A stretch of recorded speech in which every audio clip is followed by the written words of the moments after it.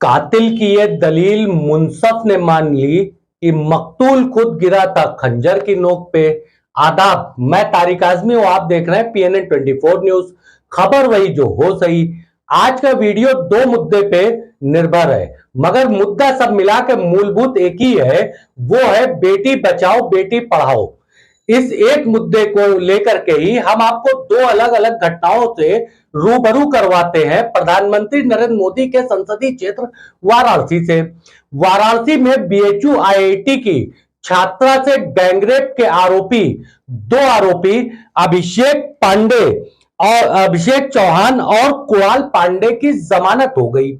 जमानत होना, हाईकोर्ट से यह जमानत हुई है। जमानत होना न्यायिक प्रक्रिया का एक हिस्सा है, मगर जिस तरीके से इनका बम्पर स्वागत किया गया है वो कहीं ना कहीं से बड़े सवाल पैदा करता है।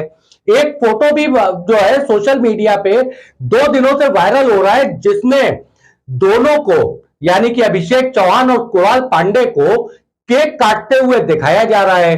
केक भी किसी और के साथ नहीं, कैंट से भाजपा विधायक सौरभ श्रीवास्तव केक काट रहे हैं। इस संबंध में आज तक से फोन पे बात करते हुए सौरभ श्रीवास्तव ने इस फोटो का खंडन किया है और कहा है कि फोटो 4-5 साल पुराना है, कोरोना काल का है, उस समय केक काटा गया था, अभी ये हमारे संपर्क में नहीं है। हम भी इस फोटो की पुष्टि नहीं करते हैं, मगर अभिषेक चौहान और कुणाल पांडे के घर के आसपास के लोग जो फूल मालाओं के स्वागत की बातें कह रहे हैं, उससे इनकार नहीं किया जा सकता है। 1 नवंबर की वो रात जब महामना की बगिया कलंकित हुई थी, एक आईआईटी की बेटी के साथ गैंगरेप किया था। बीजेपी आईटी सेल के पदाधिकारियों ने 3 पदाधिकारी ये बीजेपी आईटी सेल के थे, जिसमें एक सक्षम पटेल भी है। सक्षम पटेल का हाईकोर्ट में जमानत अर्जी जो है 16 सितंबर को सुनी जानी है। उम्मीद किया जा रहा है कि सक्षम पटेल की भी जमानत हो जाएगी। कुछ दिनों के बाद वो भी सड़क पे इसी तरीके से डंके की चोट पे घूमेगा।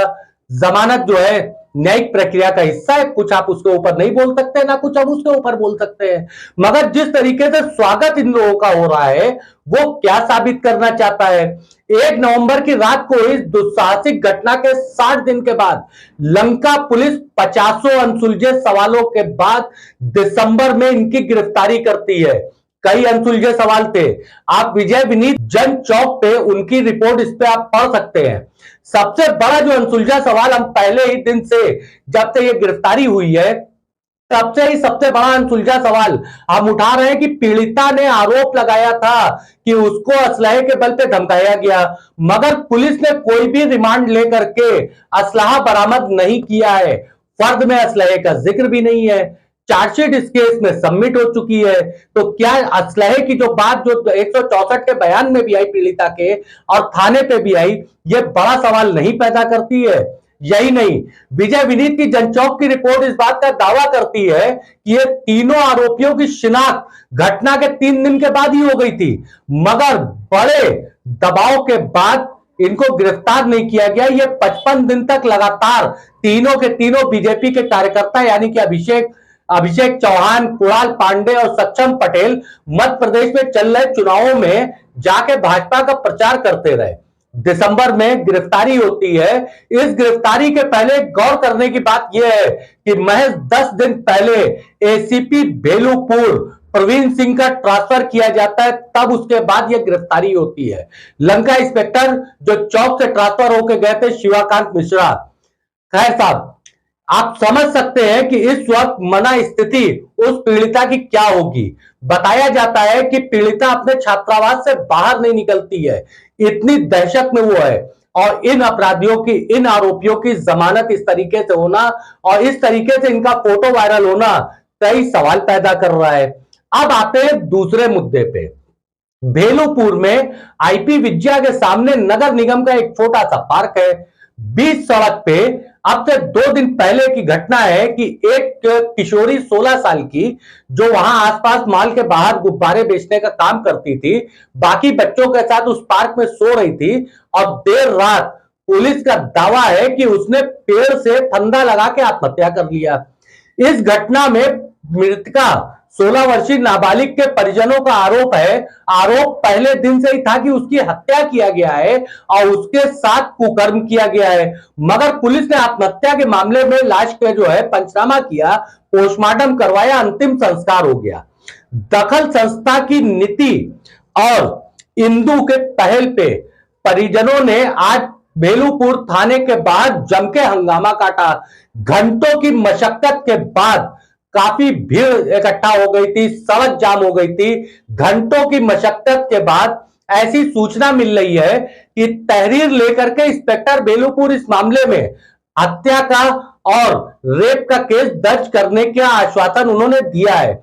यह वीडियो शूट करते वक्त तक एफआईआर दर्ज हुई है कि नहीं हुई है इसकी जानकारी हमको नहीं है, मगर तहरीर की प्रति जो पीड़ित पक्ष है उसके तरफ से दखल संस्था की नीति ने हमको उपलब्ध कराई है।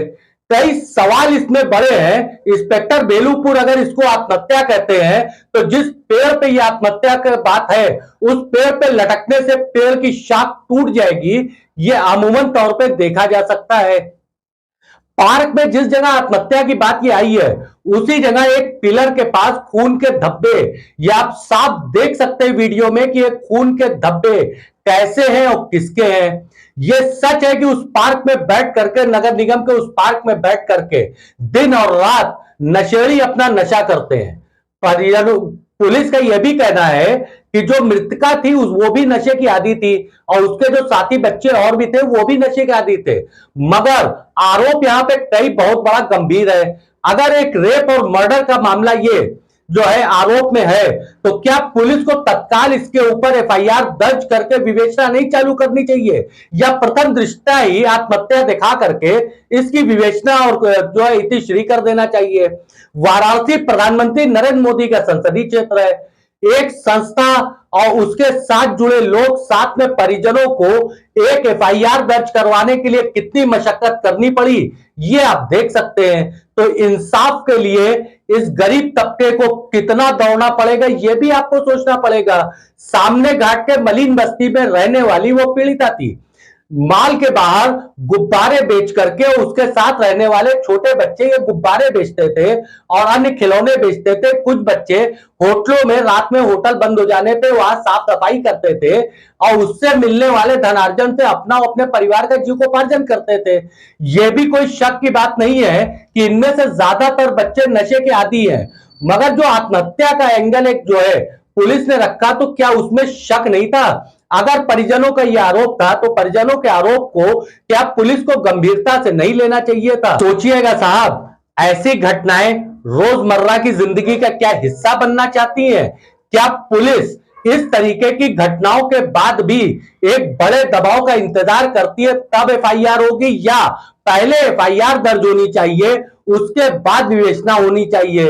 सवाल अभी भी है कि अभिषेक चौहान, कुणाल पांडे और सक्षम पटेल के ऊपर आरोप जिस असलहे को दिखा करके, असलहे के बल पे धमकी दे करके गैंगरेप करने का था, पुलिस ने वो असलहा अभी तक क्यों नहीं बरामद किया? इन सभी की सीडीआर रिपोर्ट्स और उन लोगों को अभी तक क्यों नहीं जो है अपनी फाइल में लेकर के आई जिनके बल पे ये मध्य प्रदेश में चुनाव प्रचार के लिए चले गए थे? और साथ ही बेलूपुर इंस्पेक्टर और एसीपी बेलूपुर वर्तमान, इनके ऊपर सवाल है कि जिस नाबालिग बच्ची के शव को आत्महत्या करार दिया गया और परिजन का आरोप हत्या और यौन उत्पीड़न का है, क्या इसकी जांच गंभीरता से घटना के दिन नहीं होनी चाहिए, या लाश का अंतिम संस्कार होने के बाद क्या इसकी जांच मुकम्मल हो सकती है?